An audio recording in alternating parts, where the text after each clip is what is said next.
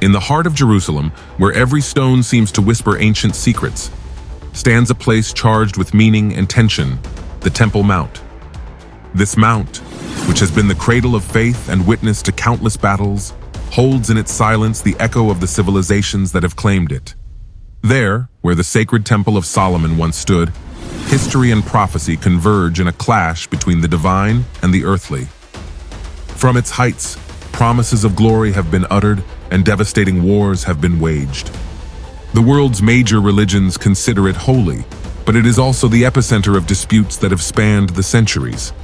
What is it about this place that attracts attention, arouses passions, and ignites conflicts capable of changing the destiny of nations? In this documentary, we will unravel the mysteries of this unique mount, explore the roots of its conflict, and analyze how its fate could be the prelude to events that transform history. Before we continue, we would like to know your opinion. Who do you think has the right to Jerusalem? Leave us your comments. We will be happy to read them. Let's get started.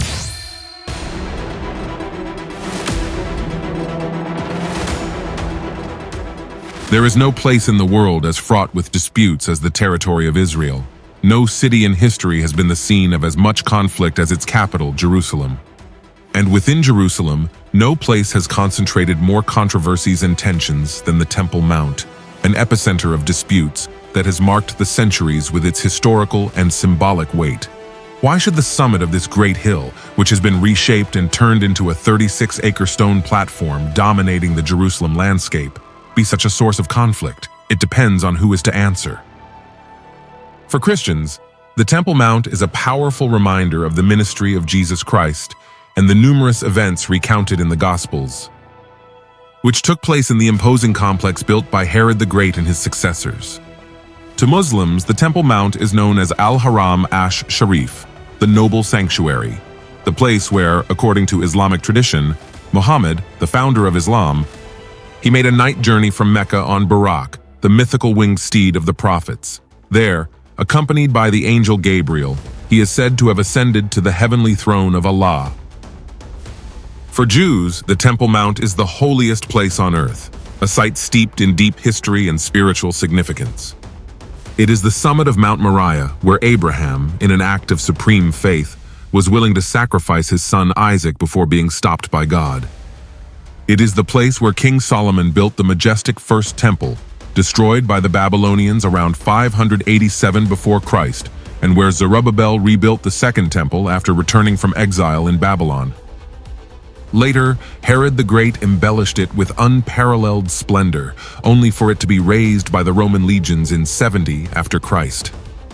But for the Jews, this place not only holds the echo of the past, but also the promise of the future. It is there that the final temple will be erected from which the Messiah will reign over the entire earth. Three religions, with three arguments that oppose and coincide with each other, the perfect recipe for centuries of conflict. Now, the Temple Mount has been in the headlines recently due to Muslims' claims about its history. Mahmoud Abbas, president of the Palestinian Authority, addressed the Palestinian General Council in a 2-hour speech laden with anti-Semitic rhetoric, almost completely ignored by the Western media. In his speech, Abbas called Israel a colonial enterprise with no connection to Judaism and claimed that the entire history of Israel is a fabrication. These statements are very curious when one considers that they were made by a man who has a PhD in history, until we learn that his PhD was awarded to him by a Soviet university in Moscow, and that the topic of his doctoral dissertation was Holocaust denial. This is not the first time Abbas has made such statements. In previous speeches, he has claimed that Jews claim to have had a temple 2,000 years ago, and has expressed skepticism, saying, "I challenge the veracity of that claim."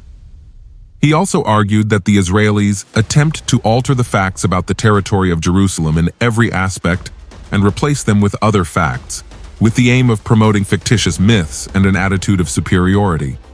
They think they can fabricate a Jewish history, claim rights, and erase well-established historical and religious facts. Other Arab political and religious leaders and media figures have made similar comments. On a Palestinian Authority television program in August 2015, a commentator told viewers, "The history of the temple in Jerusalem is nothing more than a collection of legends and myths for political reasons. The Jews have used the myths to promote their own stated goals of occupation and imperialism. In keeping with their illusions and legends, they are trying to get rid of Al-Aqsa, the mosque near the Dome of the Rock, and establish their so-called temple, the biggest crime and forgery in history. Taysir Tamimi, the Palestinian Authority's top religious official, has made several absurd accusations about alleged Jewish attempts to destroy the Al-Aqsa Mosque and the Dome of the Rock. Several years ago, in response to Israeli excavations near the Temple Mount, Tamimi launched a ridiculous accusation. The purpose of the excavations is to destroy the Al-Aqsa Mosque. In fact, its foundations have been removed. Chemical acids have been injected into the rocks to dissolve them. The floor and the pillars were removed, so the mosque is hanging in the air. There is an Israeli plan to destroy the Al-Aqsa Mosque and build the temple. Conspiracy theories and distorted arguments like these are unfortunately common in the Arab world. Among the claims denying that Jews ever stayed in Jerusalem or built a temple there, some Palestinian officials maintain that the temple on the Temple Mount was originally built by the Canaanites, who inhabited the region before the Israelites. Others have proposed an even more unusual theory, that the temple was built by the first man, Adam, whom they describe as the first Muslim, claiming that what he actually built was a mosque, not a temple. Now, when Muslims today try to deny the existence of a Jewish temple and the historical presence of Jews in Jerusalem, they are not only distorting history, but also rejecting old and well-documented claims that confirm these facts. For example, in 1924, the Supreme Council of Islamic Affairs, the entity in charge of administering Muslim affairs in Jerusalem and Palestine during the British Mandate, he published an English-language guide to the Temple Mount entitled A Brief Guide to Al-Haram al-Sharif, the name commonly used by Muslims at the time. This guide, like later editions in the 1950s, stated simply, "This site is one of the oldest in the world. Its sanctity dates back to the most ancient times. Its identity as the site of Solomon's temple is beyond dispute. Furthermore, this is the place on which, according to universal belief, David built an altar to the Lord and offered burnt offerings and peace offerings." When modern Muslims deny the existence of a Jewish temple in Jerusalem, they are also denying their own holy book, the Quran, which in Surah chapter 17 verse 7 refers to the Temple Jerusalem, to which Muhammad miraculously traveled on his night journey. Some later Muslim translators and commentators claim that the place Muhammad supposedly went to, Al-Masjid al-Aqsa, meaning the farthest temple or the farthest mosque, is actually the Al-Aqsa Mosque in Jerusalem, not the temple. But this argument presents a not insignificant difficulty. The Arabs did not conquer Jerusalem, nor build such a mosque until almost a century later. Long after Muhammad died, the only temple in Jerusalem to which the Quran can refer is the Jewish temple on the Temple Mount. Some early Muslim texts, dating from the 7th and 8th centuries after Christ, along with an inscription from around 1000 after Christ, refer to Muslim worship at the Dome of the Rock and at Beit al-Maqdis, an Arabic transliteration of the Hebrew term Beit HaMikdash, literally meaning house of the sanctuary, a common Hebrew name for the temple in Jerusalem. These Muslim writings mention both places, treating them as if they were the same site. Why did this change then?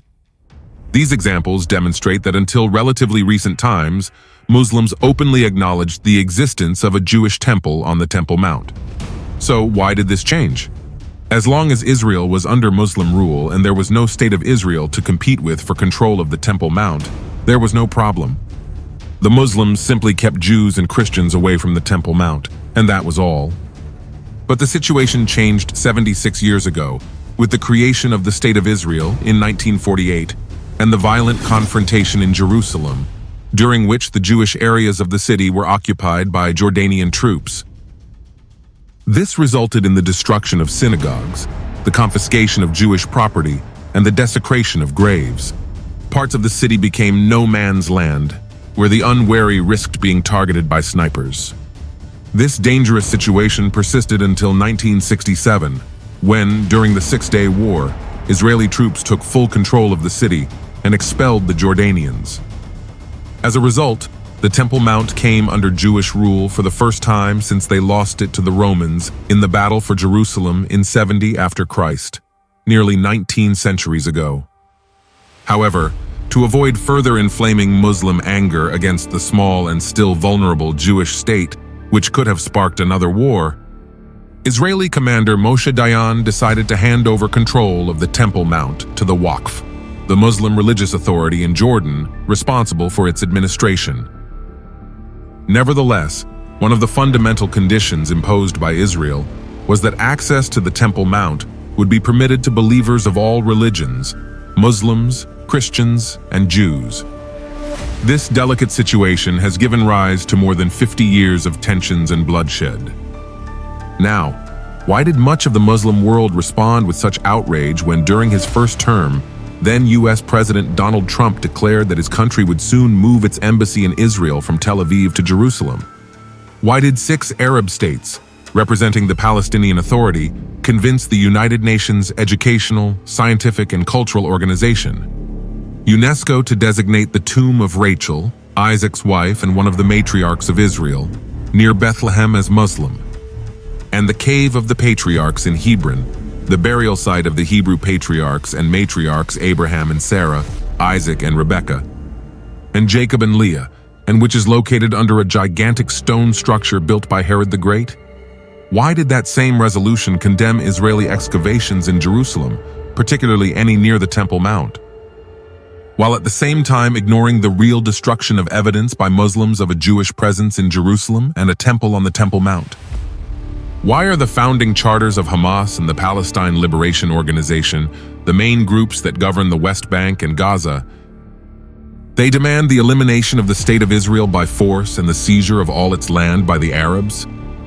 Why do Palestinian leaders and representatives refuse to recognize any Jewish ties or the existence of a Jewish temple on the Temple Mount, and even in Jerusalem, as mentioned earlier in this article?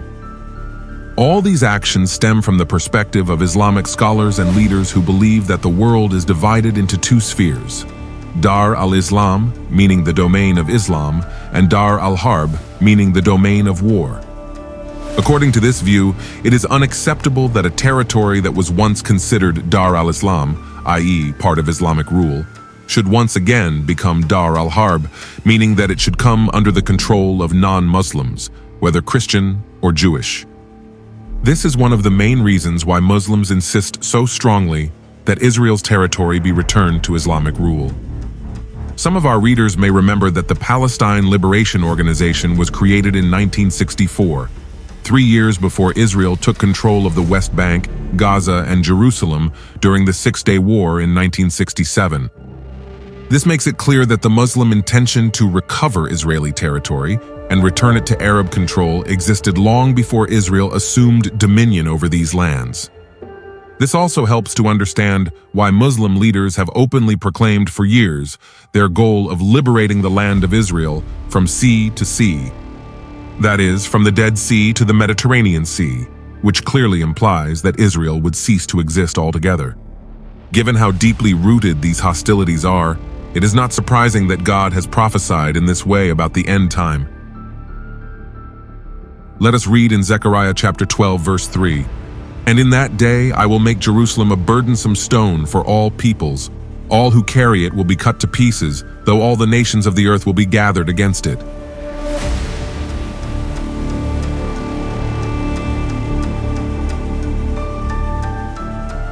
And here it says that the Lord will make Jerusalem a burdensome stone for all peoples.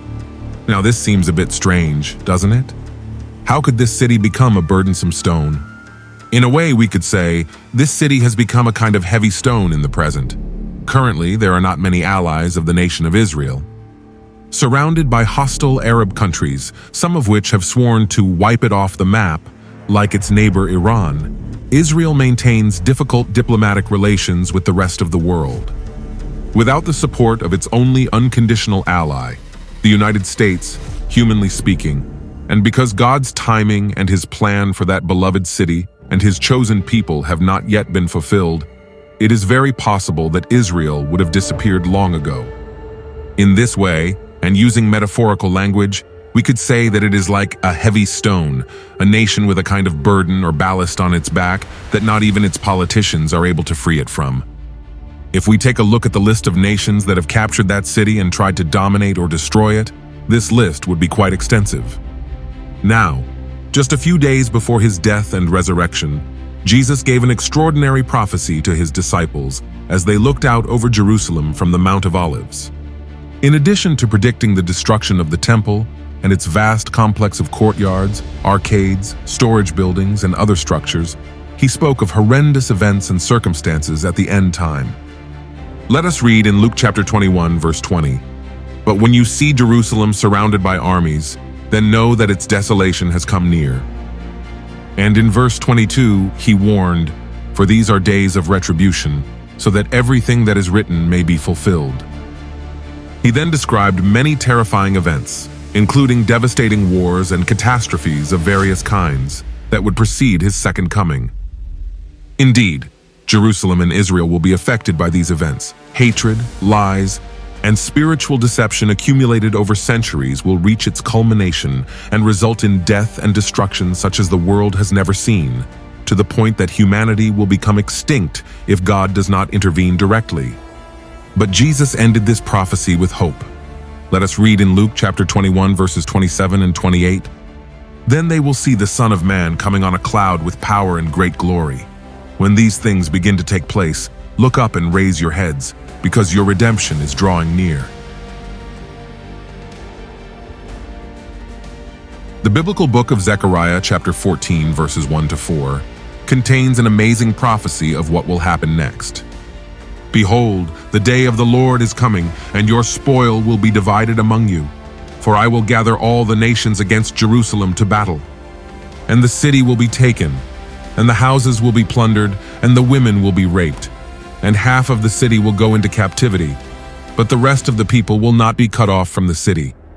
Then the Lord will go out and fight against those nations, as he fought on the day of battle. And his feet will stand on that day on the Mount of Olives, which is east of Jerusalem."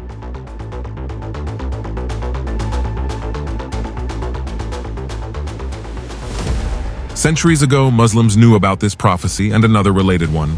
As mentioned in Malachi chapter 3, verse 1, he will suddenly come to his temple. Determined to prevent this from happening, they sealed the entrance gate in the city wall facing the Mount of Olives and established an extensive cemetery along that side of the wall. Knowing that the Messiah would also be a priest, they sought to prevent his entry into the city, since walking through a cemetery would make him ritually impure and therefore incapable of exercising the priesthood. Apparently, they underestimated him, because Zechariah in chapter 14, verse 9 goes on to tell us that the Lord will be king over all the earth. In that day, there will be only one Lord, and his name alone will be worshipped. When the Lord has subdued all rebellion and opposition, verse 16 goes on to say, "And all who are left of the nations who came against Jerusalem, they will go up from year to year to worship the King, the Lord of hosts, and to keep the Feast of Tabernacles." Instead of coming to Jerusalem for battle, the nations now come to honor God and remember his faithfulness to Israel in the wilderness by celebrating the Feast of Tabernacles. Jesus told us to go to the ends of the earth with the gospel, but in the millennium, the earth will come to Jerusalem to worship and honor God.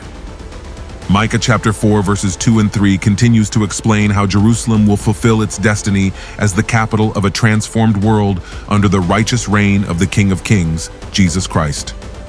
Many nations will come and say, "Come, let us go up to the mountain of the Lord, to the house of the God of Jacob, and he will teach us his ways, and we will walk in his paths. For the law will go forth from Zion, and the word of the Lord from Jerusalem. He will judge between many peoples and discipline strong nations far away. And they will beat their swords into plowshares, and their spears into pruning hooks. Nation will not lift up sword against nation, nor will they learn war anymore." Isaiah chapter 11 verse 9 foretells how this troubled city, whose name denotes peace, will finally experience the peace it has longed for. "They shall not hurt nor destroy in all my holy mount, for the earth shall be full of the knowledge of the Lord, as the waters cover the sea." When the Messiah reigns, the knowledge of the Lord, in a relational sense, not just an intellectual sense, will cover the entire earth. The millennial reign of the Messiah will be glorious. Peace will finally become the norm. Blessings will reach the entire world. Dear listener, would you like to be part of this incredible future? Would you like to enjoy this magnificent era beyond the present? You can do it. God is calling you now to submit your life to Him through what the Bible calls repentance. This means turning from your own way of doing things and turning to God and His way. It means putting His kingdom and His righteousness first in your life.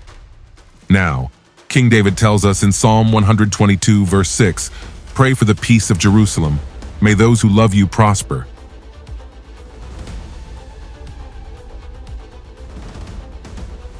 God promised blessings to those who bless Israel and curses to those who curse her. And since Jerusalem is depicted as the center of Jewish life, it follows that those who pray for her peace and security will be granted peace themselves. Praying for the peace of Jerusalem is most appropriate for a city whose name literally means peaceful, and which is the dwelling place of the God of peace. The phrase, "Peace be upon Israel," is also found at the end of Psalms 125 and 128, indicating that it was a common parting blessing. Furthermore, Jerusalem will be the scene of Christ's return, and at that time He will establish a permanent peace within its walls. All Christians should eagerly await His return and pray for the time when the Prince of Peace will reign in Jerusalem. So, dear listener, in conclusion, we can affirm that despite the conflicts and tensions that persist in Jerusalem, in the end, God's perfect plan will prevail. He, in His sovereignty, will restore Israel and grant them a peaceful life, in accordance with His eternal promise. This outcome not only speaks of God's faithfulness to His people, but also of the fulfillment of His justice and mercy. It is a powerful reminder that even when we go through uncertain times and face seemingly insurmountable challenges, God's will always works out. His purpose is to redeem, restore, and bring peace, not only to Israel, but to all creation. Let us reflect on our own relationship with the Lord, trusting that just as He has a plan for Jerusalem, He also has a plan for our lives. Let this eternal hope renew our faith and inspire us to live in communion with Him, knowing that, in Christ, true peace will always prevail.